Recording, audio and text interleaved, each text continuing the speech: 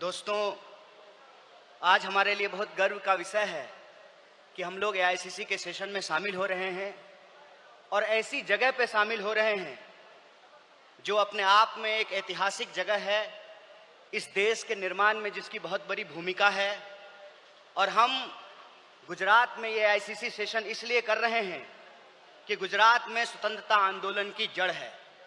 गुजरात वो भूमि है जहां हमारे राष्ट्रपिता महात्मा गांधी, सरदार वल्लभ भाई पटेल जी, दादा भाई नौरोजी जी का जन्म स्थान है, उनकी कर्मभूमि है। तो जब यहाँ पे एआईसीसी सेशन हो रहा है तो हमारा उद्देश्य यही है कि हम अपनी जड़ में जाएं, अपने जड़ को मजबूत करें, क्योंकि हमारे सामने एक बहुत बड़ी चुनौती है। चुनौती ये है कि हम आज़ादी के आंदोलन में शामिल हुए, देश को आज़ादी मिली और आज़ाद भारत के निर्माण में कांग्रेस पार्टी ने बहुत बड़ी भूमिका निभाई। पहले हमारी जिम्मेवारी देश को चलाने की थी, आज हमारी जिम्मेवारी देश को बचाने की है। यह भूमिका हमको अपने आप में समझनी पड़ेगी। देश को चलाने की जिम्मेवारी ऐसे थी कि देश आजाद हुआ, देश का संविधान बना और उस संविधान के आधार पर भारतीय लोकतंत्र फलना फूलना शुरू किया। कुछ दशकों के बाद कुछ ऐसी शक्तियां आज सत्ता पर काबिज हुई है जिन्होंने आजादी के आंदोलन में हिस्सा नहीं लिया। इसीलिए मैं बार बार कहता हूं, देश को आजादी माफी मांगने से नहीं, देश को आजादी लाठी खाने से मिली है, जेलों में जाने से मिली है। यह जो आजादी मिली है, इस आजादी को जो लोग मानते नहीं हैं, कहते हैं ना, जिन्होंने अपना खून पसीना नहीं बनाया हो घर को बनाने में, उनको घर की बचाने की कोई जद्दोजहद नहीं होती है। घर को जब बिगड़ रहा हो तो उनको कोई तकलीफ नहीं होती है। जो संविधान को बनाए हैं वही संविधान को बचाना चाहते हैं, जो आजादी दिलाए हैं वही आजादी को बचाना चाहते हैं, जो देश को बनाए हैं उन्हीं को देश को बचाना पड़ेगा। बताइए, कांग्रेस पार्टी का एक एक कार्यकर्ता जो देश की आजादी पर गर्व करता है, देश के स्वतंत्रता आंदोलन पर गर्व करता है, उस आजादी को बचाने के लिए आप संघर्ष करेंगे कि नहीं करेंगे? अगर आप संघर्ष करेंगे तो ये लड़ाई बिल्कुल आमने सामने की लड़ाई है। ये लड़ाई है कि एक तरफ वो लोग हैं जो काली टोपी पहनते हैं, एक तरफ हम लोग हैं जो सफेद टोपी पहनते हैं। वो जो काली टोपी पहनने वाले लोग हैं वो काले कानून लेकर के आते हैं।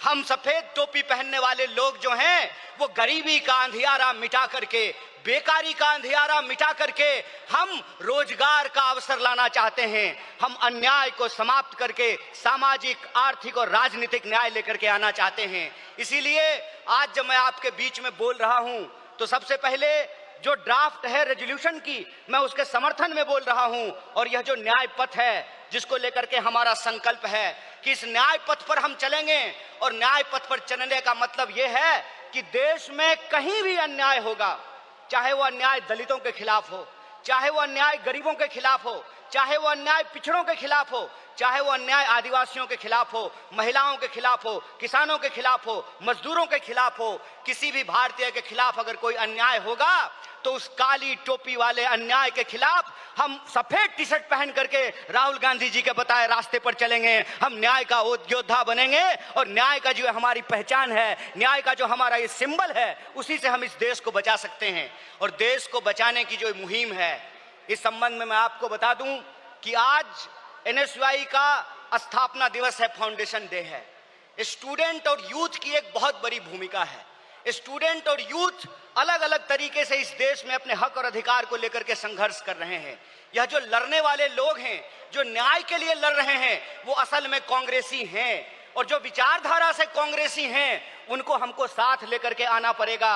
और मैं कांग्रेस के एक एक कार्यकर्ता को धन्यवाद देना चाहता हूं कि आप इस दौर में कांग्रेसी हैं जब लोग गद्दारी कर रहे हैं, कांग्रेस पार्टी के साथ बेवफाई कर रहे हैं, चंद दौलत के लिए, चंद सिक्कों की खनक के लिए अपनी पार्टी से गद्दारी करके उस विचारधारा से समझौता कर रहे हैं, उस वक्त आप कांग्रेस का झंडा थाम करके खड़े हैं। आप सिर्फ कांग्रेस के कार्यकर्ता नहीं हैं, इस देश को बचाने वाले आप जो है सेनानी हैं। जो स्वतंत्रता आंदोलन इस देश को मिला है, स्वतंत्रता सेनानियों ने जो स्वतंत्रता हमको दिलाई है, उस स्वतंत्रता को बचाने वाले आप संविधान सेनानी हैं। इसीलिए मैं आप सबसे अपील करने के लिए आया हूं कि ये आमने सामने की लड़ाई है, ये विचारधारा की लड़ाई है। और इस दौर में हमको उस रास्ते पे नहीं जाना है जो आसान रास्ता है, जो लालच का रास्ता है, जो कुर्सी का रास्ता है। मैं कहता हूं कि इतिहास ने हमको मौका दिया है, कांग्रेस पार्टी ने हमको मौका दिया है, तो हम एमपी एमएलए बनने की कोशिश जरूर करें। लेकिन हम जिस दौर में रह रहे हैं, ये वो दौर है कि हमारे सामने एमपी एमएलए बनने के अलावे गांधी बनने का अवसर है, भगत सिंह बनने का अवसर है, सरदार वल्लभ भाई पटेल बनने का अवसर है, सुभाष चंद्र बोस बनने का अवसर है, एनी बेसेंट बनने का अवसर है, अंबेडकर बनने का अवसर है। इसीलिए मैं अपने कांग्रेस पार्टी के एक एक कार्यकर्ताओं को एआईसीसी के इस मंच से कहना चाहता हूं कि यह जो रेजोल्यूशन है, यह रेजोल्यूशन कागज पे लिखे हुए कोई शब्द नहीं है, यह संकल्प है। और उस संकल्प पे हम समर्पण के साथ चलेंगे, संघर्ष करेंगे, और संघर्ष करेंगे तो इस विपरीत परिस्थिति में हमारी जीत सुनिश्चित है। मैं देखता हूं कि कई बार कांग्रेस के कई कार्यकर्ता निराश हो जाते हैं, तो मैं उनको कहता हूं कि यह वक्त निराश होने का वक्त नहीं है, यह अपनी काबिलियत साबित करने का वक्त है, यह अपनी विचारधारा को साबित करने का वक्त है। और जावेद अख्तर ने बखूबी इस बात को लिखा है कि इस मुल्क में दो आवाजें हैं, इस मुल्क में दो आवाजें हैं। इस मुल्क में एक वो आवाज है जो दंगा कराना चाहता है, खून खराबा करना चाहता है, नफरत फैलाना चाहता है, और एक वो आवाज है जो मोहब्बत और न्याय की आवाज को बुलंद करना चाहता है। इसीलिए हम कहते हैं कि मुझे पामाल रस्तों का सफर अच्छा नहीं लगता, जिस दर जाते हैं लोग उधर जाना अच्छा नहीं लगता। आप कांग्रेस पार्टी के ईमानदार कार्यकर्ता हैं, आपके कंधे पर देश को बचाने की जिम्मेवारी है, आपके कंधे पर संविधान को बचाने की जिम्मेवारी है। और हमको पूरा भरोसा है कि आईसीसी सेशन के माध्यम से पूरे देश में यह संदेशा जाएगा और कांग्रेस पार्टी का एक एक कार्यकर्ता मजबूत होकर के अपनी काबिलियत को साबित करेगा। वह पथ क्या, पथिक कुशलता क्या, जिस पथ में बिखरे सूल ना हो, नाविक की धैर्य परीक्षा क्या, जब धाराएं प्रतिकूल ना हो। इस प्रतिकूल समय में कांग्रेस पूरे दमखम के साथ उस काली विचारधारा के खिलाफ, उस काली टोपी के खिलाफ टी शर्ट पहन करके लड़ेगा। और यह टी शर्ट का जो सिंबल है वो न्याय का सिंबल है। उस अन्याय के खिलाफ हमको इस न्याय की आवाज को बुलंद करना है। मुझे पूरा भरोसा है कि आईसीसी सेशन से निकल करके हम अपने जिलों में जाएंगे, अपने बूथों पर जाएंगे, और समाज में, देश में जहां कहीं भी अन्याय होगा, हम कांग्रेस पार्टी बन करके, कांग्रेस का कार्यकर्ता बन करके, गांधी का सिपाही बन करके गोडसेवादी विचारधारा को परास्त करने का काम करेंगे। बहुत बहुत शुक्रिया, बहुत बहुत धन्यवाद। इनकलाब जिंदाबाद, जय हिंद, जय कांग्रेस। एक बार जोर से आवाज बुलंद कीजिए। यह आवाज साबरमती आश्रम से दिल्ली के तख्त तक पहुंचनी चाहिए।